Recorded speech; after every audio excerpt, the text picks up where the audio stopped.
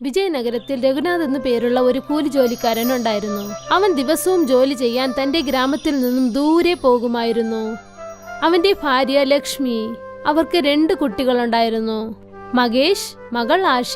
അതൊരു ഭംഗിയുള്ള കുടുംബമായിരുന്നു. ഒരു ദിവസം രഘുനാഥ് എപ്പോഴും പോലെ ജോലിക്കായി നഗരത്തിലേക്ക് പോയി. അദ്ദേഹം റോഡ് ക്രോസ് ചെയ്തുകൊണ്ടിരിക്കുമ്പോൾ ഒരു ട്രക്ക് അവനെ വന്ന് ഇടിച്ചു. അവന് ആക്സിഡന്റ് പറ്റി. രഘുനാഥിനെ ഹോസ്പിറ്റലിൽ അഡ്മിറ്റ് ചെയ്തു. അവന്റെ വീട്ടിലുള്ളവരൊക്കെ ഒരുപാട് സങ്കടത്തിലായി. കുട്ടികൾ കരഞ്ഞുകൊണ്ടിരുന്നു. ലക്ഷ്മി അവരെ സമാധാനിപ്പിക്കാൻ ശ്രമിച്ചു. ഇവിടെ നോക്കൂ, അച്ഛന് ശരിയാകും. ഇങ്ങനെ നിങ്ങൾ 2 പേരും കരഞ്ഞുകൊണ്ടേയിരുന്നാൽ അച്ഛന് ഇഷ്ടമില്ല. അച്ഛൻ എപ്പോ ഭേദമാകും? പറയൂ അമ്മേ, എത്രയും പെട്ടെന്ന്. നിങ്ങൾ വിഷമിക്കല്ലേ, ഞാൻ എല്ലാം ശരിയാക്കാം. നാളുകൾ കടന്നുപോയി. രഘുനാഥ് പയ്യെ പയ്യെ ശരിയായി. പക്ഷെ അവനെ കൊണ്ട് ഇപ്പോൾ നടക്കാനൊന്നും പറ്റില്ല. ഒരു ദിവസം നഴ്സ് ലക്ഷ്മിയെ കാണാനായി എത്തി. നിങ്ങളെ ഡോക്ടർ സാർ വിളിക്കുന്നു. ലക്ഷ്മി ഡോക്ടറിനെ കാണാനായി ചെന്നു. സഹോദരി, നിങ്ങളോട് ഒരു നുണ പറയാൻ എനിക്ക് ആഗ്രഹമില്ല. നിങ്ങളുടെ ഹസ്ബൻഡിന് 2 കാലും ഓപ്പറേഷൻ ചെയ്തേ മതിയാകൂ. എന്നാലേ അദ്ദേഹത്തിന് നടക്കാൻ സാധിക്കൂ. പക്ഷെ നിങ്ങളുടെ ഈ അവസ്ഥ കാണുമ്പോൾ അത്രയ്ക്ക് നിങ്ങൾക്ക് ചെലവാക്കാൻ സാധിക്കുമോ എന്ന് എനിക്കറിയില്ല. എത്ര ചെലവാകും ഡോക്ടർ സാർ? ഏകദേശം 20 ലക്ഷം രൂപ വരും. ദൈവമേ! ഒരുപക്ഷെ അയാൾക്ക് ഈ ഓപ്പറേഷൻ ചെയ്തില്ലെങ്കിൽ അയാൾക്ക് പിന്നെ ഒരിക്കലും നടക്കാൻ സാധിക്കില്ല. ഇപ്പൊ തീരുമാനം നിങ്ങൾ വേണം പറയാൻ. ഒരുപക്ഷെ ഓപ്പറേഷന് വേണ്ടിയുള്ള കാശ് നിങ്ങൾക്കുണ്ടാക്കാൻ സാധിക്കുവാണെങ്കിൽ അത് വളരെ നന്നായിരിക്കും. ശരി ഡോക്ടർ, ഞാൻ ശ്രമിക്കാം. லக்ஷ்மிக்கு ஒரே யோசனையாயிடுச்சு, தன்னோட புருஷனை எப்படி காப்பாத்துறதுன்னு. அவ பசங்களோட வீட்டுக்கு போனா, தன்னோட நகைகளை எடுத்து பார்த்தா. ഇത് വളരെ കുറച്ചേ ഉള്ളൂ. ഇത് പണയം വെച്ചാൽ 1 ലക്ഷം പോലും കിട്ടില്ല. വീട്ടിലെ ചെലവും നോക്കണം, അദ്ദേഹത്തെയും ചികിത്സിക്കണം. ഇതൊക്കെ എങ്ങനെ സാധിക്കും? ലക്ഷ്മി ഇങ്ങനെ ചിന്തിച്ചു കൊണ്ടിരുന്നു. അപ്പോൾ 2 മക്കളും അവരുടെ അടുത്തേക്ക് വന്നു.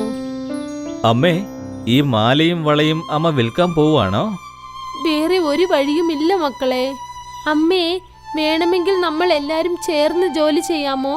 എങ്ങനെ? നിങ്ങൾ വളരെ നന്നായിട്ട് ഇഡ്ഡലി ഉണ്ടാക്കുമല്ലോ. നമ്മളൊരു ഇഡ്ഡലി കട തുടങ്ങിയാൽ എന്താ അമ്മേ? അത് നല്ല ഐഡിയ തന്നെയാ. പക്ഷെ അതിൽ അത്രയും കാശ് നമുക്ക് കിട്ടുമോ? അതും 20 ലക്ഷം. അമ്മേ, നമുക്കൊന്ന് ശ്രമിച്ചു നോക്കാം. ദൈവം മനസ്സ് വെക്കുവാണെങ്കിൽ തീർച്ചയായും നമുക്ക് കാശ് കിട്ടും അമ്മേ. അച്ഛന്റെ ഓപ്പറേഷന് നടക്കും. നിങ്ങൾ വലിയവരെ പോലെ സംസാരിക്കുന്നു. വരൂ, നമുക്ക് ഇഡ്ഡലി വ്യാപാരം തുടങ്ങാനുള്ള കാര്യങ്ങൾ ചെയ്യാം. അവർ 3 പേരും കൂടി വീട്ടിലുള്ള സാധനങ്ങളൊക്കെ എടുത്തു നോക്കി. ഇതോ സ്പൂൺ, പ്ലേറ്റ്സ്. ഇതാ അടുപ്പ് റെഡിയാണ്. ദാ ഇരിക്കുന്നു ഇഡ്ഡലി കുക്കർ. പക്ഷെ എനിക്ക് തോന്നുന്നു ഇത് വളരെ ചെറുതാണ്. കടയിൽ ഒരുപാട് ആൾക്കാർ വരും. ഇഡ്ഡലി ഉടനെ റെഡിയാക്കാൻ പറ്റില്ല. അതിന് നമ്മൾ എന്താ അമ്മേ ചെയ്യേണ്ടത്? നമ്മൾ പുതിയതായിട്ടൊരു ഇഡ്ഡലി കുക്കർ വാങ്ങണം. എന്റെ കയ്യിൽ കുറച്ച് കാശുണ്ട്. അത് വെച്ച് വലിയ ഇഡ്ഡലി കുക്കർ വാങ്ങാം. ഇഡ്ഡലി കുക്കർ വാങ്ങാനായി 3 പേരും കടയിലേക്ക് പോയി. ചേട്ടാ, ഒരു വലിയ ഇഡ്ഡലി കുക്കർ ഒന്ന് കാണിക്കുമോ? ആ കടയിലുള്ള ആൾ ഒരു കുക്കർ എടുത്ത് അവരെ കാണിച്ചു. ഇതിനേക്കാളും വലുത് വേണം. സഹോദരി, ഇതിലും വലിയ ഇഡ്ഡലി കുക്കർ എന്റെ കയ്യിലില്ല. ഇതിലും വലിയ ഇഡ്ഡലി കുക്കർ ഒന്നും ഇപ്പോൾ വരാറില്ല. എന്താ ചേട്ടാ ഇങ്ങനെ പറയുന്നേ? അപ്പോ പഴയ ഇഡ്ഡലി കുക്കർ വാങ്ങിക്കാലോ നിങ്ങൾക്ക്. ഇതിനടുത്തായിട്ട് ഒരു പഴയ പാത്രക്കടയുണ്ട്. ആ കടയിൽ തീർച്ചയായും വലിയ ഇഡ്ഡലി കുക്കർ ഉണ്ടാകാൻ സാധ്യതയുണ്ട്. നിങ്ങൾ അവിടെ പോയി ഒന്ന് അന്വേഷിച്ചുകൊള്ളൂ. ശരി ചേട്ടാ. അവർ 3 പേരും കൂടി തൊട്ടടുത്ത കടയിലേക്ക് പോയി. അവിടെ ലക്ഷ്മി ഒരു വെങ്കലത്തിൽ ചെയ്ത വലിയ ഇഡ്ഡലി കുക്കർ കണ്ടു. ചേട്ടാ, ഈ വലിയ ഇഡ്ഡലി കുക്കറിന്റെ വില എന്താ? ഇത് പഴയതാണ്. ഒരു 500 രൂപ തന്നാ മതി.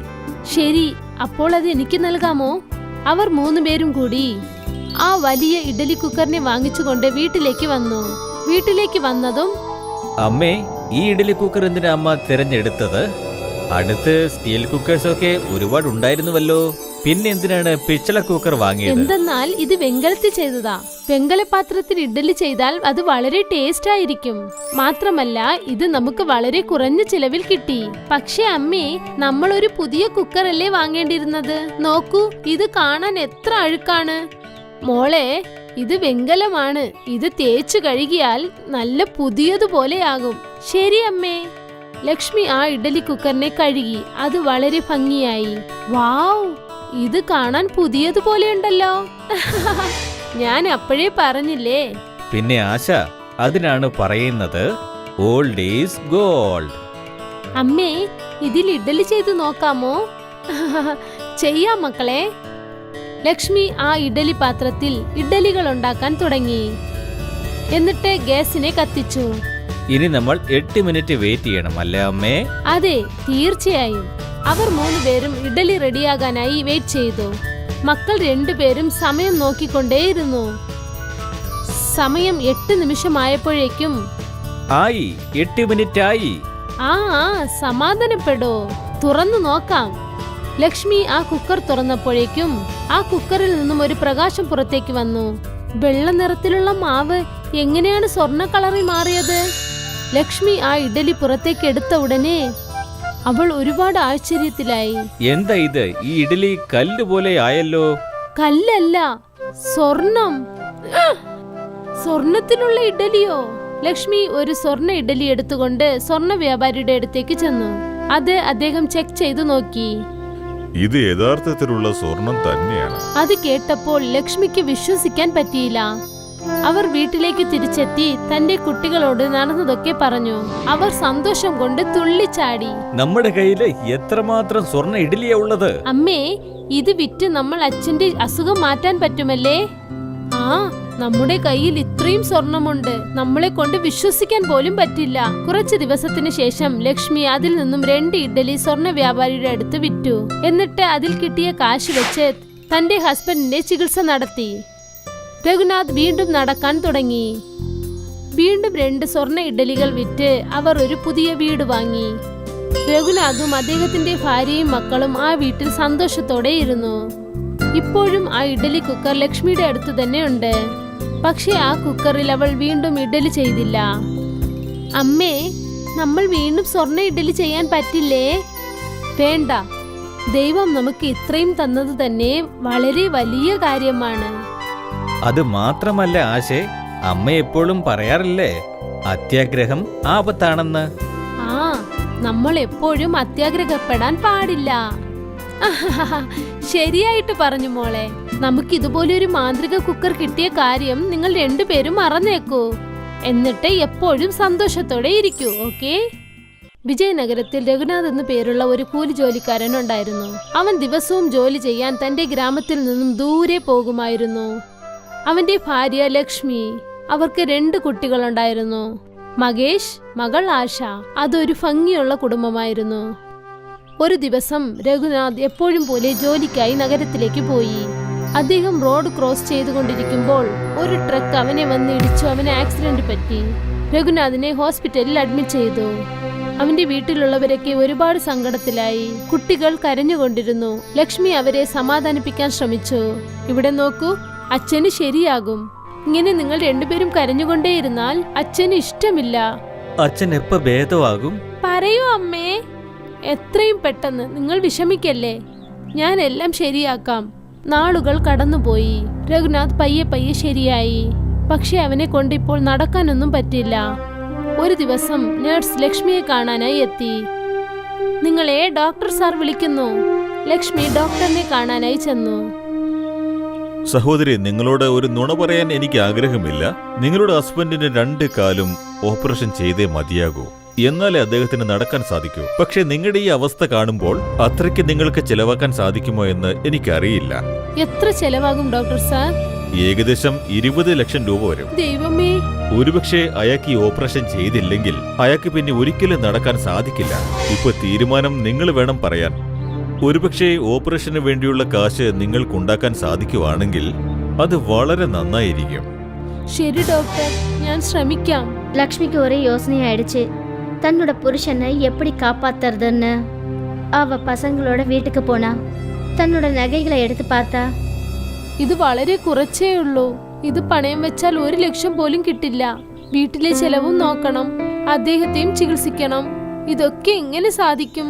ലക്ഷ്മി ഇങ്ങനെ ചിന്തിച്ചു കൊണ്ടിരുന്നു. അപ്പോൾ 2 മക്കളും അവരുടെ അടുത്തേക്ക് വന്നു. അമ്മേ, ഈ മാലയും വളയും അമ്മ വിൽക്കാൻ പോവാണോ? വേറെ ഒരു വഴിയുമില്ല മക്കളെ. അമ്മേ, വേണമെങ്കിൽ നമ്മൾ എല്ലാരും ചേർന്ന് ജോലി ചെയ്യാമോ? എങ്ങനെ? നിങ്ങൾ വളരെ നന്നായിട്ട് ഇഡ്ഡലി ഉണ്ടാക്കുമല്ലോ. നമ്മളൊരു ഇഡ്ഡലി കട തുടങ്ങിയാൽ എന്താ അമ്മേ? അത് നല്ല ഐഡിയ തന്നെയാ. പക്ഷെ അതിൽ അത്രയും കാശ് നമുക്ക് കിട്ടുമോ? അതും 20 ലക്ഷം.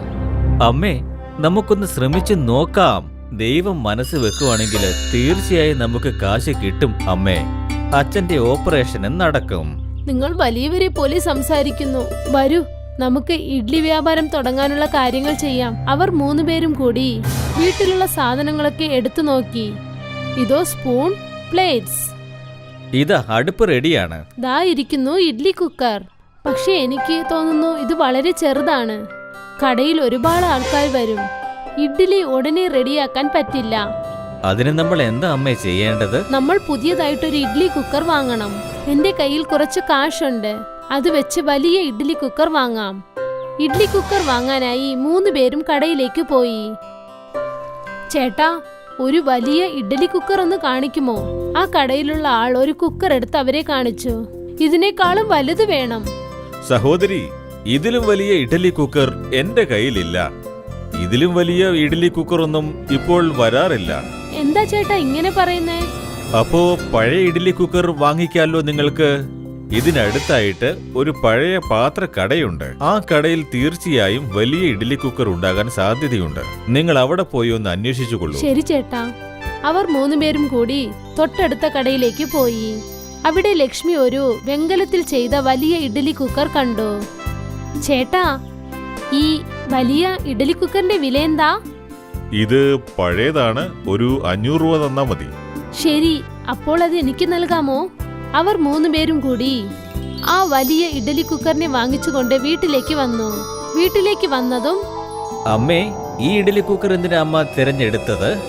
അടുത്ത് സ്റ്റീൽ കുക്കേഴ്സൊക്കെ ഒരുപാട് ഉണ്ടായിരുന്നുവല്ലോ. പിന്നെ എന്തിനാണ് പിച്ചള കുക്കർ വാങ്ങിയത്? എന്തെന്നാൽ ഇത് വെങ്കലത്തിൽ ചെയ്തതാ. വെങ്കലപാത്രത്തിൽ ഇഡ്ഡലി ചെയ്താൽ അത് വളരെ ടേസ്റ്റ് ആയിരിക്കും. മാത്രമല്ല ഇത് നമുക്ക് വളരെ കുറഞ്ഞ ചിലവിൽ കിട്ടി. പക്ഷെ അമ്മേ, നമ്മൾ ഒരു പുതിയ കുക്കർ അല്ലേ വാങ്ങേണ്ടിയിരുന്നത്? നോക്കൂ, ഇത് കാണാൻ എത്ര അഴുക്കാണ്. മോളെ, ഇത് വെങ്കലമാണ്. ഇത് തേച്ചു കഴുകിയാൽ നല്ല പുതിയതുപോലെയാകും. ശരി അമ്മേ. ലക്ഷ്മി ആ ഇഡ്ഡലി കുക്കറിനെ കഴുകി. അത് വളരെ ഭംഗിയായി. വാവ്, ഇത് കാണാൻ പുതിയതുപോലെയുണ്ടല്ലോ. ഞാൻ അപ്പോഴേ പറഞ്ഞില്ലേ. പിന്നെ ആശ, അതിനാണ് പറയുന്നത് ഓൾഡ് ഈസ് ഗോൾഡ്. അമ്മേ, ഇതിൽ ഇഡ്ഡലി ചെയ്തു നോക്കാമോ? ചെയ്യാം മക്കളെ. ലക്ഷ്മി ആ ഇഡ്ഡലി പാത്രത്തിൽ ഇഡ്ഡലികൾ ഉണ്ടാക്കാൻ തുടങ്ങി. എന്നിട്ട് ഗ്യാസിനെ കത്തിച്ചു. ഇനി നമ്മൾ 8 മിനിറ്റ് വെയിറ്റ് ചെയ്യണം അല്ലേ അമ്മേ? അതെ, തീർച്ചയായും. അവർ 3 പേരും ഇഡ്ഡലി റെഡിയാകാനായി വെയിറ്റ് ചെയ്തു. മക്കൾ 2 പേരും സമയം നോക്കിക്കൊണ്ടേയിരുന്നു. സമയം 8 നിമിഷമായപ്പോഴേക്കും ആയി, 8 മിനിറ്റ് ആയി. ആ സമാധാനപ്പെടോ, തുറന്നു നോക്കാം. ലക്ഷ്മി ആ കുക്കർ തുറന്നപ്പോഴേക്കും ആ കുക്കറിൽ നിന്നും ഒരു പ്രകാശം പുറത്തേക്ക് വന്നു. വെള്ള നിറത്തിലുള്ള മാവ് എങ്ങനെയാണ് സ്വർണ്ണ കളറിൽ മാറിയത്? ലക്ഷ്മി ആ ഇഡ്ഡലി പുറത്തേക്ക് എടുത്ത ഉടനെ അവൾ ഒരുപാട് ആശ്ചര്യത്തിലായി. എന്താ ഇത്? ഈ ഇഡ്ഡലി കല്ല് പോലെ ആയല്ലോ. കല്ലല്ല, സ്വർണം. സ്വർണത്തിലുള്ള ഇഡ്ഡലിയോ? ലക്ഷ്മി ഒരു സ്വർണ്ണ ഇഡ്ഡലി എടുത്തുകൊണ്ട് സ്വർണ്ണ വ്യാപാരിയുടെ അടുത്തേക്ക് ചെന്നു. അത് അദ്ദേഹം ചെക്ക് ചെയ്തു നോക്കി. ഇത് യഥാർത്ഥത്തിലുള്ള സ്വർണം തന്നെയാണ്. അത് കേട്ടപ്പോൾ ലക്ഷ്മിക്ക് വിശ്വസിക്കാൻ പറ്റിയില്ല. അവർ വീട്ടിലേക്ക് തിരിച്ചെത്തി തന്റെ കുട്ടികളോട് നടന്നതൊക്കെ പറഞ്ഞു. അവർ സന്തോഷം കൊണ്ട് തുള്ളിച്ചാടി. നമ്മുടെ കയ്യില് എത്രമാത്രം സ്വർണ്ണ ഇഡ്ഡലിയാ ഉള്ളത്? അമ്മേ, ഇത് വിറ്റ് നമ്മൾ അച്ഛന്റെ അസുഖം മാറ്റാൻ പറ്റുമല്ലേ? ആ, നമ്മുടെ കയ്യിൽ ഇത്രയും സ്വർണമുണ്ട്. നമ്മളെ കൊണ്ട് വിശ്വസിക്കാൻ പോലും പറ്റില്ല. കുറച്ചു ദിവസത്തിന് ശേഷം ലക്ഷ്മി അതിൽ നിന്നും 2 ഇഡ്ഡലി സ്വർണ്ണ വ്യാപാരിയുടെ അടുത്ത് വിറ്റു. എന്നിട്ട് അതിൽ കിട്ടിയ കാശ് വെച്ച് തന്റെ ഹസ്ബൻഡിന്റെ ചികിത്സ നടത്തി. രഘുനാഥ് വീണ്ടും നടക്കാൻ തുടങ്ങി. വീണ്ടും 2 സ്വർണ്ണ ഇഡ്ഡലികൾ വിറ്റ് അവർ ഒരു പുതിയ വീട് വാങ്ങി. രഘുനാഥും അദ്ദേഹത്തിന്റെ ഭാര്യയും മക്കളും ആ വീട്ടിൽ സന്തോഷത്തോടെ ഇരുന്നു. ഇപ്പോഴും ആ ഇഡ്ഡലി കുക്കർ ലക്ഷ്മിയുടെ അടുത്ത് തന്നെ ഉണ്ട്. പക്ഷെ ആ കുക്കറിൽ അവൾ വീണ്ടും ഇഡ്ഡലി ചെയ്തില്ല. അമ്മേ, നമ്മൾ വീണ്ടും സ്വർണ്ണ ഇഡ്ഡലി ചെയ്യാൻ പറ്റില്ലേ? വേണ്ട, ദൈവം നമുക്ക് ഇത്രയും തന്നത് തന്നെ വളരെ വലിയ കാര്യമാണ്. അത് മാത്രമല്ല ആശേ, അമ്മ എപ്പോഴും പറയാറില്ലേ അത്യാഗ്രഹം ആപത്താണെന്ന്. ആ, നമ്മൾ എപ്പോഴും അത്യാഗ്രഹപ്പെടാൻ പാടില്ല. ശരിയായിട്ട് പറഞ്ഞു മോളെ. നമുക്ക് ഇതുപോലെ ഒരു മാന്ത്രിക കുക്കർ കിട്ടിയ കാര്യം നിങ്ങൾ രണ്ടുപേരും മറന്നേക്കൂ. എന്നിട്ട് എപ്പോഴും സന്തോഷത്തോടെ ഇരിക്കൂ. ഓക്കേ? ഒരുപാട് വർഷങ്ങൾക്ക് മുമ്പേ ഒരു കുഞ്ഞു ഗ്രാമത്തിൽ രണ്ടാൾക്കാര് പരസ്പരം അയൽക്കാരായിരുന്നു. അവരുടെ പേരായിരുന്നു മനു പിന്നെ ധാനു. രണ്ടുപേരുടെ വീടുകളും കുഞ്ഞു കുടിലായിരുന്നു ബീച്ചിന്റെ മുമ്പിൽ. അതില് രണ്ടുപേരും അവരവരുടെ ഭാര്യമാരുടെ ഒപ്പം ജീവിക്കുമായിരുന്നു. രണ്ടുപേരും അവരവർക്ക് വേണ്ടി കുഞ്ഞു മുറികൾ പണിഞ്ഞിട്ടുണ്ടായിരുന്നു. മനു പണമില്ലാത്തത് കാരണം വിഷമിച്ചിരിക്കുമായിരുന്നു. പലപ്പോഴും അവര് പട്ടിണിയായിരുന്നു. അതുകൊണ്ട് അവരെപ്പോഴും പ്രാർത്ഥിക്കുമായിരുന്നു. ഒരു ദിവസം ഒരു മരത്തിന്റെ ദൈവം അയാളുടെ പ്രാർത്ഥന കണ്ട് സന്തോഷിച്ചു. എന്നിട്ട് അയാളുടെ അടുത്തേക്ക് വന്നു. ചോദിച്ചോളൂ, നിങ്ങൾക്ക് എന്താണ് വേണ്ടത് നല്ല മനുഷ്യനെ? ഓ ഓ ഓ എന്റെ ദൈവമേ, നീ എന്റെ പ്രാർത്ഥന അങ്ങ് കേട്ടു അല്ലേ? നീ ഒരു നല്ല മനുഷ്യനാണ്. അതുകൊണ്ട് നിനക്ക് എന്താണ് വേണ്ടതെന്ന് വെച്ചാ ചോദിച്ചോളൂ. എനിക്ക് വലിയൊരു പണക്കാരനാവണം ദൈവമേ. അങ്ങനെ തന്നെ ആയിക്കോട്ടെ. എന്താ സത്യമാണോ? പക്ഷെ ഒരു കാര്യം ആലോചിച്ചോളൂ, പണക്കാരനാവുന്നത് അത്ര എളുപ്പമുള്ള കാര്യമല്ല. നീ പണക്കാരൻ എങ്ങനെ ആവണമെന്നുള്ള കാര്യം ഞാൻ അത്ര ഈസി ആയിട്ട് പറഞ്ഞു തരത്തില്ല. അത് നീ തന്നെ സ്വയം മനസ്സിലാക്കണം. അങ്ങനെ തന്നെ ആയിക്കോട്ടെ ദൈവമേ. നിങ്ങൾക്ക് വളരെ വളരെ നന്ദി. മനുവിന്റെ വരാണ്ടയില് നല്ല ഉയരമുള്ള തെങ്ങുണ്ടായിരുന്നു. നല്ല പച്ചപ്പും ഉണ്ടായിരുന്നു. പക്ഷേ അയാള് ഈ മരങ്ങളെ ഒരിക്കലും ശ്രദ്ധിച്ചു നോക്കിയിട്ടില്ലായിരുന്നു. എത്രയും പെട്ടെന്ന് ഈ തെങ്ങിലെ തേങ്ങ വിളയും. ഈ പ്രാവശ്യം നമുക്കിതിനെ പറിച്ച് വിറ്റാലോ? അങ്ങനെയെങ്കിലും 4 കാശ് കിട്ടുമല്ലോ. ഓ എന്റെ ഭാര്യേ, ഇനി തൊട്ട് നമ്മൾ തേങ്ങേനെ കുറിച്ച് ആലോചിക്കേണ്ട കാര്യമേ ഇല്ല. എത്രയും പെട്ടെന്ന് നമ്മൾ ഒരു പണക്കാരാവാൻ പോവാണ്. നീ നോക്കിക്കോ, എത്രയും പെട്ടെന്നാവും. പക്ഷേ മനുവിന് ഈ കാര്യം അറിയത്തില്ലായിരുന്നു. ആ ദൈവം അദ്ദേഹത്തിന്റെ അനുഗ്രഹം ഈ തെങ്ങുമേലെയായിരുന്നു കൊടുത്തത്. അങ്ങനെ ചെയ്താൽ മാത്രമേ ആ ദൈവത്തിന് പരീക്ഷിക്കാൻ പറ്റുള്ളൂ. എനിക്ക് വിശ്വസിക്കാൻ പറ്റുന്നില്ല. ഇന്നലെ വരെ ഈ തേങ്ങ വളരെ ചെറുതായിരുന്നു. പക്ഷെ ഇന്ന് നോക്കിക്കേ, നന്നായി വിളഞ്ഞതുപോലാ കാണുന്നത്. നിങ്ങൾക്ക് അങ്ങനെ തോന്നുന്നില്ലേ? സത്യമായിട്ടോ? എന്താ നീ പറയുന്നേ? വേഗം പഴുത്തു എന്നാണോ പറയുന്നേ? ശരിയാ. നിങ്ങൾ ഈ തെങ്ങെ വലിഞ്ഞു കയറി അതിനെ പറിച്ചെടുക്കാൻ നോക്ക്. പെട്ടെന്നാകട്ടെ, നിങ്ങൾ പോയി ഇതിനെ വിൽക്കാൻ നോക്ക്. ആ, ഇന്ന് തന്നെ എന്നോട് വിൽക്കാൻ പറയാണോ? ഇന്ന് എന്നെ കൊണ്ട് വിൽക്കാനാവില്ല. പക്ഷെ തേങ്ങ നന്നായി വിളഞ്ഞിട്ടുണ്ടല്ലോ. അത് നിങ്ങൾക്ക് വേണ്ടി കാത്തിരിക്കാൻ പോകുന്നില്ല. അയ്യോ, അത് വേണ്ട. ഇന്ന് എനിക്ക് പണിയെടുക്കാനുള്ള ഒരു മൂടേ ഇല്ല. ഈ തേങ്ങ എന്താ ഓടിപ്പോവൊന്നും ഇല്ലല്ലോ. ഞാൻ നാളെ വിറ്റേക്കാന്നേ. എന്തായാലും ഇപ്പോഴെങ്കിലും മടി പിടിച്ച ഒരാളോട് ആർക്കെങ്കിലും എന്ത് പണിയെങ്കിലും എടുക്കാൻ പറ്റിയിട്ടുണ്ടോ? പക്ഷേ മനു അയാളുടെ മടി കാണിക്കുന്നുണ്ടായിരുന്നെങ്കിൽ ആ രാത്രി തന്നെ ധാനു അയാളുടെ വരേണ്ടയിൽ ഇരിപ്പുണ്ടായിരുന്നു. എത്ര മനോഹരമാണ് ഈ രാത്രി. ഇതേപോലത്തെ രാത്രിയിലാണ് അതിശയങ്ങൾ സംഭവിക്കുന്നത്. അതുപോലെ എനിക്കും ഒരു അതിശയം സംഭവിക്കുകയാണെങ്കിൽ വളരെ നല്ലതായിരിക്കും. ഇനി ഒരു പക്ഷേ ആകാശത്ത് നിന്ന് എന്തെങ്കിലും എന്റെ മേളിലേക്ക് വീഴുകയാണെങ്കിലും വളരെ നല്ലതായിരിക്കും.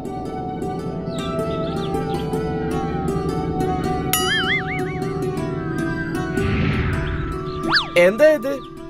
എന്താ തേങ്ങ വന്ന് എന്റെ തലയിൽ തന്നെ വന്ന് വീണല്ലോ. ഇതില് വെള്ളത്തിന് നല്ല രുചിയും ഉണ്ടല്ലോ. അടടടാ, രണ്ടാമത്തെ തേങ്ങയും വന്ന് വീണിട്ടുണ്ടല്ലോ. ഇത് രണ്ടും എന്റെ സ്വന്തമാണെന്നേ.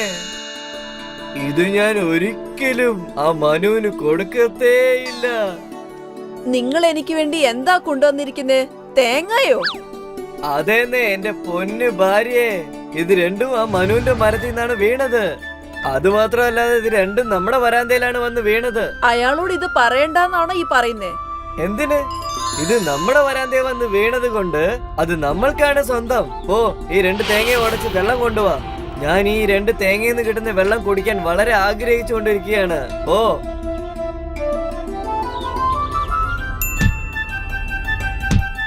ഇതെന്താ ഇത്? എന്റെ ദൈവമേ, ഇതൊരു സ്വർണ്ണ നാണയമാണല്ലോ. ഈ തേങ്ങയ്ക്കകത്ത് സ്വർണ്ണ നാണയമുണ്ട്. എനിക്കിത് മുമ്പേ അറിയായിരുന്നു. എന്തെങ്കിലും ഒരു അതിശയം സംഭവിക്കുമെന്ന്. പോയി 2ാമത്തെ തേങ്ങയും പൊട്ടിച്ചോണ്ട് വാ.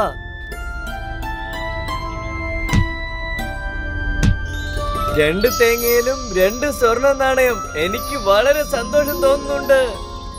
എനിക്ക് നല്ല വിശ്വാസമുണ്ട് ആ മരത്തിലുള്ള എല്ലാ തേങ്ങയിലും ഓരോ സ്വർണ്ണ നാണയം വീതം ഉണ്ടാവുമെന്നുള്ള കാര്യം. നിങ്ങളൊന്ന് നന്നായി ആലോചിക്ക്. നമുക്ക് ആ നാണയങ്ങളെല്ലാം കിട്ടിയിട്ടുണ്ടെങ്കിൽ നമ്മള് വലിയ പണക്കാരായിട്ട് മാറില്ലേ? നീ വെറുതെ ഇരുന്നെങ്ങ് നോക്കിക്കൊണ്ടിരുന്നാ മാത്രം മതി എന്റെ ഭാര്യയെ. ആ മനുവിന് ഒരിക്കലും മനസ്സിലാവില്ല ഈ തേങ്ങയ്ക്കകത്ത് സ്വർണ്ണ നാണയമുള്ള കാര്യം. ഈ ബുദ്ധിശാലിയായ പുരുഷനെ ഓർത്ത് നീ അഭിമാനിക്കാൻ പോകുന്നേ ഉള്ളൂ. മനു, ഇന്നത്തെ ദിവസം വളരെ നല്ലതാണല്ലേ? അതെ ധാനു. അതെ, നിന്റെ തേങ്ങയുടെ കൊലയൊക്കെ തൂങ്ങി കിടക്കുന്ന പോലെ തോന്നുന്നുണ്ട്. നീ അത് ഇറക്കാൻ പോവാണോ? അറിയില്ലെന്നേ, എനിക്കിപ്പോ ഒരു പണി എടുക്കാൻ തോന്നുന്നില്ല. ധാനു, എനിക്ക് തോന്നുന്നില്ല ഇവരെപ്പോഴെങ്കിലും ആ തേങ്ങ പറിക്കുമെന്ന്. നിങ്ങൾക്കറിയാവുന്നതല്ലേ എന്റെ ഭർത്താവ് എത്ര വലിയൊരു മടിയനാന്ന്. നീ ഒന്നും ഓർത്ത് വിഷമിക്കണ്ട. ഇത്രയും വലിയ മരം കേറുന്നത് ആർക്കാണെങ്കിലും വളരെ ബുദ്ധിമുട്ടായിരിക്കും. ഒരുപക്ഷെ നിനക്ക് പേടിയാണെങ്കിൽ മാത്രം എന്നോട് പറ. നിനക്ക് വേണമെങ്കിൽ പറ, ഞാനത് എടുത്തോണ്ട് വരാം. ഇല്ലെങ്കിൽ പറ, ഞാൻ അതെല്ലാം എടുത്തോണ്ട് പോയി മാർക്കറ്റിൽ വിറ്റ് കാശാക്കി കൊണ്ടുവന്ന് തരാം നിനക്ക്. നീ എന്നെ തീർച്ചയായിട്ടും വിശ്വസിക്കാന്നേ. എന്ത് നീ ചെയ്യാൻ പോകുന്നോ? ആ, തീർച്ചയായിട്ടും. എനിക്കിതിൽ ഒരു ബുദ്ധിമുട്ടും ഇല്ല. നിനക്ക് ഓക്കെ ആണെങ്കിൽ ഞാൻ ആ മരത്തിനെ തന്നെ അങ്ങ് വാങ്ങിച്ചോളാം. നീ എന്താ ഇത്ര ആലോചിക്കുന്നേ മനു? ഞാൻ നിന്റെ ബുദ്ധിമുട്ടുകളെല്ലാം അങ്ങ് തീർത്ത് തന്നേക്കാം. അതുമാത്രമല്ല, നിനക്ക് കിട്ടാനുള്ള പണവും നിനക്ക് കിട്ടും. ഇല്ല, ഞാൻ ആ മരത്തെ വിൽക്കാൻ തീരുമാനിച്ചിട്ടില്ല. ക്ഷമിച്ചേക്ക്. എന്റെ മുത്തശ്ശനാണ് ഈ തേങ്ങാ തൈ നട്ടു വെച്ചത് ഇവിടെ, മനസ്സിലായോ? ആ, മനസ്സിലായി. പക്ഷേ ആ തേങ്ങ ആർക്കും തന്നെ നീ അങ്ങ് വിറ്റേക്കരുത്. ഓക്കെ? അറ്റ്ലീസ്റ്റ് ഇതെങ്കിലും നീ എനിക്ക് വേണ്ടി ചെയ്യോ? എന്താ, ശരിയല്ലേ? ശരിയെന്നേ, ഞാനിപ്പോ നിങ്ങൾക്കൊരു വാക്ക് തരുന്നു. ആദ്യം നിങ്ങൾ കൈ ഇങ്ങ് തന്നേ. ഈ രീതിയില് ധാനുവും അയാളുടെ കുടുംബവും മടിയനായ മനുവിനെ ചതിക്കുമായിരുന്നു. ധാനു മരത്തെ വലിഞ്ഞു കയറി തേങ്ങയെല്ലാം പറിച്ചോണ്ട് വരും. എന്നിട്ട് മാർക്കറ്റിൽ വിൽക്കുന്നു എന്ന് നടിക്കും. പക്ഷേ സത്യത്തിൽ എന്താ സംഭവിച്ചെന്ന് വെച്ചാ അയാൾ ആ തേങ്ങ എല്ലാം വീട്ടിനകത്ത് കൊണ്ടുപോയി ഒളിച്ചു വെക്കുമായിരുന്നു. സത്യത്തിൽ ഓരോ തേങ്ങയ്ക്കകത്ത് ഓരോ സ്വർണ്ണ നാണയം എടുക്കുമായിരുന്നു. ഇങ്ങനെയൊക്കെ ചെയ്ത് മനുവിനെ അവര് പറ്റിച്ചിട്ട് ധാനുവും അയാളുടെ ഭാര്യയും വലിയ പണക്കാരനായി മാറി. അത്ഭുതമുള്ള ആ മരം തേങ്ങ കൊടുത്തോണ്ടിരുന്നു. ധാനു വലിയൊരു പണക്കാരനുമായി. എന്നിട്ട് അയാളുടെ കുടില് കൊട്ടാരമായിട്ട് മാറി. അധികം താമസമില്ലാതെ ആ ഗ്രാമത്തെ വലിയൊരു പണക്കാരനായിട്ടാണ് ധാനു മാറിയത്. അടുത്ത വീട്ടിൽ താമസിച്ചിരുന്ന മനു ഇതിനെക്കുറിച്ചൊന്നും അറിഞ്ഞില്ല. കുറച്ച് പണം ഉണ്ടാക്കിയിട്ട് അയാള് സന്തോഷിച്ചു. അത് ധാനു തേങ്ങ മേടിക്കുന്ന കാരണം അയാൾക്ക് കൊടുക്കുമായിരുന്നു. പക്ഷേ മനുവിന്റെ ഭാര്യ നല്ല ബുദ്ധിയുള്ളവളായിരുന്നു. ഒരു ദിവസം ധാനുവും അയാളുടെ ഭാര്യയും എത്ര വലിയ പണക്കാരാണ് മാറിയത്. എങ്ങനെ? ഒന്നും മനസ്സിലാകുന്നില്ലല്ലോ. പണം ആകാശത്തുനിന്ന് പൊഴിഞ്ഞു വീണതാണോ? അദ്ദേഹം വളരെ കഷ്ടപ്പെട്ട് ജോലി എടുക്കുന്ന ആളാ. അങ്ങനെയുള്ളപ്പോ അദ്ദേഹത്തിന് അതിശയം നടക്കുന്നത് ആശ്ചര്യമല്ല. അതോർത്ത് നമ്മൾ അസൂയപ്പെടരുത്. എനിക്കിത് കണ്ട് അസൂയൊന്നും തോന്നുന്നില്ല. പക്ഷെ എന്ത് പണി ചെയ്തു? ഇതുവരെ പണിയെടുക്കുന്ന ഞാൻ കണ്ടിട്ടില്ലല്ലോ. നമ്മുടെ വീട്ടില് തേങ്ങ വിൽക്കുന്നതല്ലാതെ. സത്യമാണ് പറഞ്ഞത്, അയാള് വലിയൊരു പണക്കാരനായി. പിന്നെ അയാൾക്ക് നമ്മുടെ തേങ്ങ വിൽക്കേണ്ട ആവശ്യം എന്താണുള്ളത്? പക്ഷേ ഇത് വളരെ നല്ല കാര്യമല്ലേ, ശരിയല്ലേ? എനിക്ക് നല്ല ഉറപ്പാ എന്തോ പ്രശ്നമുണ്ട്. അവര് നമ്മുടെ തേങ്ങ എടുത്ത് വിൽക്കാൻ തുടങ്ങിയപ്പോ തൊട്ടാണ് അവർ ഇത്രയും വലിയ പണക്കാരനായിട്ട് മാറിയത്. നിങ്ങൾ ഇങ്ങനെ മടി പിടിച്ചിരിക്കാതെ ഒന്ന് ചെന്ന് നോക്കൂ മനു. അടാ, നിനക്ക് എന്തെങ്കിലും ഒരു ആലോചന വരികയാണെങ്കിൽ ആ ദൈവം വിചാരിച്ചാൽ പോലും അത് തീർക്കാൻ പറ്റത്തേയില്ല. എന്താ മനസ്സിലായില്ലേ? ശരി, നമുക്കിന്ന് രാത്രി തന്നെ പോയി നോക്കാം. അവർ രണ്ടുപേരും അവിടാണുള്ളത്. വരൂ, നമുക്ക് നോക്കാം അവരെന്താ ചെയ്യുന്നേന്ന്. ആ, എനിക്ക് വളരെ ആശ്ചര്യം തോന്നുന്നുണ്ടല്ലോ. മിണ്ടരുത്, കേക്ക്. എനിക്ക് തോന്നുന്നേ നമുക്കിപ്പം വലിയൊരു വീട് മേടിച്ചേ പറ്റൂ. ഈ ഗ്രാമത്തുനിന്ന് പുറത്ത് നഗരത്തിന്റെ അടുത്ത് മേടിച്ചാ മതി. വാങ്ങിക്കാന്നേ, വാങ്ങിക്കാം. ഇനി കുറച്ച് ദിവസം കൂടി നീ ഒന്ന് വെയിറ്റ് ചെയ്യ്. നീ ഇപ്പൊ പോയിട്ട് ആ തേങ്ങ എടുത്തോണ്ട് വാ. ഇപ്പൊ നമുക്ക് നോക്കാം ഇന്ന് നമ്മൾ എത്രയാണ് സമ്പാദിച്ചിരിക്കുന്നതെന്ന്. ശരിയെന്നാ. നിങ്ങൾ ഇത് കണ്ടില്ലേ? നമ്മുടെ തേങ്ങയ്ക്കകത്ത് സ്വർണ നാണയം ഉണ്ടായിരുന്നു. ഇത് തന്നല്ലേ ഞാൻ ചിന്തിച്ചത്. ഇവരെങ്ങനാ ഇത്രയും വലിയ പണക്കാരായത്? എന്ത് നീ പറയുന്നത് സത്യമാണോ? അപ്പൊ ഇതെല്ലാം നമ്മളുടേതല്ലേ? എന്നാ ഞാനും പോയി ഒന്ന് നോക്കട്ടെ. ദാനു, നീ ഒരു മോശക്കാരനാണ്. ഇതേപോലെ ഒരു എളുപ്പ വഴി സ്വീകരിച്ചാണ് നീ ഒരു പണക്കാരനാവാൻ തീരുമാനിച്ചതല്ലേ? തേങ്ങയിൽ നിന്നും നീ ആ സ്വർണം മോഷ്ടിച്ചത്. നീ എന്താ ഈ പറയുന്നത്? എനിക്കൊന്നും മനസ്സിലാവുന്നില്ല. നീ ഒന്നും സംസാരിക്കണ്ട. നിനക്ക് ഈ പണമൊക്കെ എങ്ങനെയാ കിട്ടിയതെന്ന് എനിക്ക് എല്ലാം മനസ്സിലായി. നിന്റെ കയ്യിലുള്ള എല്ലാ പണവും എന്റേതാണ്. വഞ്ചകൻ. നീ മര്യാദക്ക് മിണ്ടാതെ എന്റെ വീട്ടിൽ നിന്ന് നീ ഇറങ്ങി പോകുന്നതാ നല്ലത്. ഞാൻ നിന്റെ തേങ്ങയെല്ലാം അങ്ങ് വാങ്ങിച്ചിരിക്കുന്നു. അതിന്റെ ഉള്ളിൽ എന്തുണ്ടെങ്കിലും ശരി, അത് എനിക്കാണ് സ്വന്തം. അങ്ങനെയൊന്നുമില്ല. നീ പറയുന്നത് തെറ്റാണ്. ആ സ്വർണ്ണ നാണയങ്ങളെല്ലാം എന്റെ സ്വന്തമാണ്. നിങ്ങൾ വിഷമിക്കണ്ട. നിങ്ങൾ ഒരിക്കൽ കൂടി ദൈവത്തിനോട് പ്രാർത്ഥിച്ചാ മതി. അവര് നിങ്ങളെ തീർച്ചയായിട്ടും സഹായിക്കും. അന്ന് രാത്രി മനു കഠിനമായി പ്രാർത്ഥിച്ചു. കുറച്ചു നേരത്തിന് ശേഷം ദൈവം അവിടെ പ്രത്യക്ഷപ്പെട്ടു. എന്താണ് സംഭവിച്ചത് മനു? ഞാൻ അപ്പപ്പോ ഇങ്ങനെ വരാൻ പറ്റത്തില്ല. ഭൂമിയിൽ എത്രയോ ആളുകളുണ്ട്. അവർക്കെല്ലാം എന്റെ ആവശ്യമുണ്ട്. എന്റെ ദൈവമേ, നിങ്ങൾ എന്നെ ഒന്ന് സഹായിക്കണം. ആ ദാനു എന്റെ സ്വർണ്ണ നാണയങ്ങളെല്ലാം കട്ടെടുത്ത് കൊണ്ടുപോയിരിക്കുകയാണ്. എനിക്കെല്ലാം അറിയാം.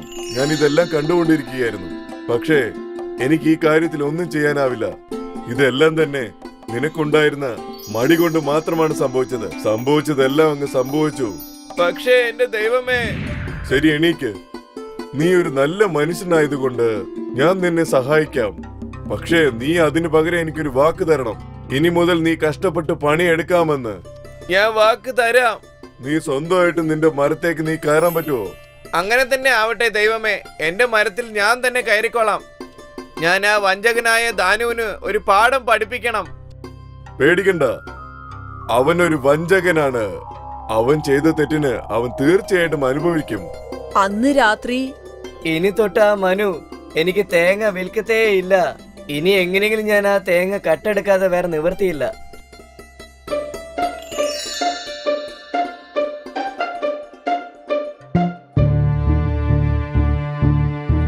എന്റെ പൊന്നു ഭാര്യയെ, വേഗം വരൂ.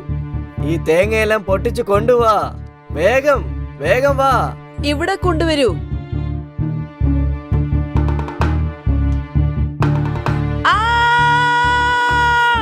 എന്തുപറ്റി? എന്തുപറ്റി? ഇവിടെ തേങ്ങയ്ക്കകത്ത് തേളുണ്ടല്ലോ. എന്റെ ദൈവമേ, ഓടിപ്പോ. എന്റെ ഭാര്യയെ, ഓടിപ്പോ ഓടിപ്പോ. ഇല്ല, ഇതുപോലെ ചെയ്യാൻ പാടില്ല. ഈ തേളിന്റെ അടുത്തുനിന്ന് ഞങ്ങളെ രക്ഷിക്കണം. അയ്യോ, ഞാനെന്തിന് നിന്നെ രക്ഷിക്കണം? ഇതെല്ലാം നിന്റെ തേങ്ങയുടെ ഉള്ളിൽ നിന്ന് വന്നതാണ്. പക്ഷേ നീ പറഞ്ഞില്ലേ ആ തേങ്ങയുടെ ഉള്ളിൽ നിന്നും എന്ത് കിട്ടിയാലും അത് നിന്റേതാണെന്ന്. പോയിട്ട് വരാം ദാനു. ആ തേളുകളുടെ കൂടെ നീ സന്തോഷത്തോടെ ഇരിക്ക്. ദാനുവും അയാളുടെ ഭാര്യയ്ക്ക് അവര് ചെയ്ത തെറ്റെന്താന്ന് മനസ്സിലായി. ആ തേളെല്ലാം കൂടെ അവർ രണ്ടുപേരെയും ഒരുപാട് ബുദ്ധിമുട്ടിച്ചു. പക്ഷെ അത് പോയപ്പോ അവര് ചെന്ന് മനുവിനോട് മാപ്പ് ചോദിച്ചു. എന്നിട്ട് അവര് കയ്യിലിരുന്ന പണമെല്ലാം അവരുമായിട്ട് പങ്കിട്ടു. അവർ രണ്ടുപേരും ഒരുമിച്ച് സന്തോഷപൂർവ്വം ജീവിച്ചു. പിന്നെ അവരുടെ കയ്യില് ഒരുപാട് പണം സമ്പാദിച്ചപ്പോ അവരുടെ കയ്യിലിരുന്ന ബാക്കി സ്വർണ നാണയങ്ങൾ മറ്റ് ഗ്രാമത്തെ ആൾക്കാരുമായിട്ട് പങ്കിട്ടു. ആ തെങ്ങ് അവിടെ ഉള്ളിടത്തോളം കാലം അതിലുണ്ടാകുന്ന തേങ്ങയ്ക്കകത്ത് സ്വർണ നാണയം ഉണ്ടായിരുന്നു. മുകേഷ് ഒരു പാവപ്പെട്ട വീട്ടിലെ പയ്യനാണ്. അവൻ തന്റെ ഭാര്യ പൂനം പിന്നെ മകൻ ചീക്കുവിനോടൊപ്പം ജീവിക്കുന്നു. അവൻ മൺപാത്രങ്ങൾ തയ്യാറാക്കുമായിരുന്നു. ആരും വാങ്ങാത്തപ്പോൾ ഈ മൺപാത്രങ്ങൾ തയ്യാറാക്കി എന്താ പ്രയോജനം? വരൂ, വന്ന് കഴിക്കൂ. ഒരുപാട് നേരമായി പണി ചെയ്യുന്നുണ്ട്. ഞാൻ ഒരുപാട് സമയം ജോലി നോക്കിയില്ലെങ്കിൽ നമുക്ക് എങ്ങനെ 3 നേരം കഴിക്കാൻ പറ്റും? കുറച്ച് പാത്രം ബാക്കിയുണ്ട്, അത് ഞാൻ ഉണ്ടാക്കിയിട്ട് വരാം. അച്ഛാ, എനിക്ക് മൺപാത്രങ്ങൾ തയ്യാറാക്കാൻ പഠിപ്പിക്കൂ. ഇപ്പോൾ നീ ചെറിയ കുട്ടിയാണ്. നീ വളർന്നു വലുതാകുമ്പോൾ കലം എങ്ങനെ ഉണ്ടാക്കാമെന്ന് പഠിപ്പിച്ചു തരാം. വിടൂ, നിങ്ങളുടെ മകൻ ഇത് പഠിപ്പിച്ചു കൊടുക്കാൻ നിങ്ങൾക്ക് ഈ ജോലിയിൽ നിന്ന് എന്ത് കിട്ടി? ഇവനെ ഞാൻ നന്നായി പഠിപ്പിച്ച് വലിയ ആളാക്കും. എന്നാൽ നമ്മുടെ പാരമ്പര്യ തൊഴിൽ ഇതല്ലേ? അതുകൊണ്ട് നമ്മൾ ഒരിക്കലും ഇത് കൈവിടാനേ പാടില്ല. ഇങ്ങനത്തെ കല പഠിക്കുന്നത് കൊണ്ട് എന്താ പ്രയോജനം? ഒരു പ്രയോജനവുമില്ല. കുറച്ച് ദിവസങ്ങളായി പൂനം മുകേഷിന് എന്തെങ്കിലും പറഞ്ഞുകൊണ്ടേയിരുന്നു. പക്ഷെ മുകേഷ് ആണെങ്കിലോ ഈ ജോലി വിടാൻ ഒട്ടും തയ്യാറായിരുന്നില്ല. ഒരു ദിവസം പൂനം മുകേഷിനോട് ഇങ്ങനെ പറഞ്ഞു: ഇവിടെ നിന്ന് കുറച്ചു ദൂരത്തിൽ ഒരു കോളേജ് തുറക്കുന്നുണ്ട്. അവിടെ ഒരു കടയുമില്ല. നമുക്ക് എന്തുകൊണ്ട് അവിടെ ഒരു ചായക്കട തുടങ്ങിക്കൂടാ എന്ന് ഞാൻ ചിന്തിക്കുന്നുണ്ട്. എന്തായാലും ഈ മൺപാത്രങ്ങൾ കൊണ്ട് നമുക്ക് ഒരു ലാഭവുമില്ല. എന്തിനാ വെറുതെ സമയം കളയുന്നത്? പിന്നെ വീട്ടുചെലവിന് പൈസയാണ് ആവശ്യം, മണ്ണല്ല. നീ എന്തിനാണ് വെറുതെ ഞാനുണ്ടാക്കുന്ന പാത്രങ്ങളെ കുറിച്ച് പറഞ്ഞുകൊണ്ടേയിരിക്കുന്നത്? എന്നെങ്കിലും ഒരു ദിവസം ഇത് ഫേമസ് ആകും. എനിക്ക് ആവശ്യമില്ലാത്ത കാര്യങ്ങൾ കേൾക്കണ്ട. എന്റെ ചേട്ടൻ കുറച്ച് പൈസ തന്നിട്ടുണ്ട്. നിങ്ങൾ ആ പൈസ കൊണ്ട് കോളേജിന് പുറത്ത് ചായക്കട തുടങ്ങൂ. അവിടെ പഠിക്കുന്ന കുട്ടികൾ തീർച്ചയായും ചായ കുടിക്കാൻ വരും. നീ തെറ്റിദ്ധരിച്ചതാണ്. കോളേജ് വരുന്നതിന് മുൻപ് അവിടെ ഒരുപാട് കടകളുണ്ട്. എന്റെ കട അവിടെ എങ്ങനെ റണ്ണാകും? പക്ഷേ പൂന അതൊന്നും ശ്രദ്ധിക്കാതെ മുകേഷിന്റെ കയ്യിൽ പൈസ കൊടുത്തു. പിന്നെ അവനെ മാർക്കറ്റിൽ നിന്ന് സാധനങ്ങൾ വാങ്ങാൻ പറഞ്ഞയച്ചു. മുകേഷിന് പൂനമിനെതിരെ ഒന്നും സംസാരിക്കാനായില്ല. അതുകൊണ്ട് ആവശ്യമായ സാധനങ്ങൾ വാങ്ങി കോളേജിന് പുറത്ത് ചായക്കട തുടങ്ങി. അയ്യോ, ഞാൻ പറഞ്ഞതല്ലേ അവിടെ ഒരുപാട് കടയുണ്ടെന്ന്. എന്റെ ചായ ആരും കുടിക്കുന്നില്ല. ഇന്ന് വെറും 20 ചായയെ വിറ്റുള്ളൂ. വെറും 20 ചായ വിറ്റുള്ളൂ? ഇങ്ങനെ ആയാൽ ശരിയാകില്ലല്ലോ. ഈ വരുമാനം നമ്മുടെ ചിലവിന് പോലും തികയാതാകും. പഞ്ചസാര വിലയും കൂടി. പിന്നെ ചായപ്പൊടിയോ ചോദിക്കേ വേണ്ട. അയ്യോ, അവിടെ എത്ര പേർ ചായ വിൽക്കുന്നുണ്ടെന്നറിയാമോ? ചിലവരത് കോളേജിന്റെ അകത്തും വിൽക്കുന്നു. ജനങ്ങൾ വേണം തീരുമാനിക്കാൻ എങ്ങനെയുള്ള ഭക്ഷണം കഴിക്കണം, എങ്ങനെയുള്ള ചായ കുടിക്കണം, പിന്നെ ആരുടെ കയ്യിൽ നിന്നും കുടിക്കണമെന്ന്. എന്റെ ചായ ആരും വാങ്ങുന്നില്ല. അങ്ങനെ ഉണ്ടായിരുന്നിട്ടും ചായക്കടയിൽ ഞാൻ ഇരിക്കണോ? ഞാൻ മര്യാദയ്ക്ക് കലമുണ്ടാക്കുന്ന തൊഴിൽ ചെയ്യുമായിരുന്നു. അത് നിനക്ക് ഇഷ്ടമാകുന്നില്ലേ? അച്ഛാ, നിങ്ങൾ വന്നോ? എനിക്ക് മൺപാത്രങ്ങൾ തയ്യാറാക്കാൻ പഠിപ്പിക്കാമെന്ന് പറഞ്ഞു. നിങ്ങൾ കഴിഞ്ഞാഴ്ച വാക്ക് നൽകിയതാ, മറന്നുപോയോ? നിൽക്ക്, ഞാൻ നിനക്ക് പറഞ്ഞു തരാം. മുകേഷ് ആ ചക്രം എങ്ങനെ ചുറ്റണമെന്ന് പറഞ്ഞു കൊടുത്തു. ചീക്കു തന്റെ ചെറിയ കൈകൾ കൊണ്ട് പാത്രങ്ങൾ തയ്യാറാക്കാൻ ശ്രമിച്ചുകൊണ്ടിരുന്നു. മുകേഷ് ചീക്കുവിന് പറഞ്ഞു കൊടുത്തതിന് ശേഷം ചായക്കടയിലേക്ക് പോയി. അവൻ തന്റെ ചായക്കടയിൽ കസ്റ്റമേഴ്സിന് വേണ്ടി കാത്തിരിക്കുമ്പോൾ അപ്പോഴാണ് ചീക്കു ഓടിക്കൊണ്ട് മുകേഷിന്റെ അടുത്ത് വന്നത്. അച്ഛാ, ഞാൻ എന്ത് ചെയ്തോന്ന് നിങ്ങൾ നോക്കൂ. ആഹാ, കാണാൻ ഇഡ്ഡലി പോലെയുള്ള കപ്പുകൾ ഉണ്ടാക്കിയല്ലോ നീ. ഞാൻ നിനക്ക് നന്നായി കപ്പുണ്ടാക്കാൻ പഠിപ്പിച്ചു തന്നതല്ലേ? നീ എന്തായി ചെയ്തു വെച്ചിരിക്കുന്നത്? അച്ഛാ, എനിക്ക് ഇത് ചെയ്യാൻ കഴിഞ്ഞുള്ളൂ. കുഴപ്പമില്ല മോനെ, നീ ഒരു വട്ടം കൂടി ട്രൈ ചെയ്യേ. നല്ല കപ്പുണ്ടാക്കാം.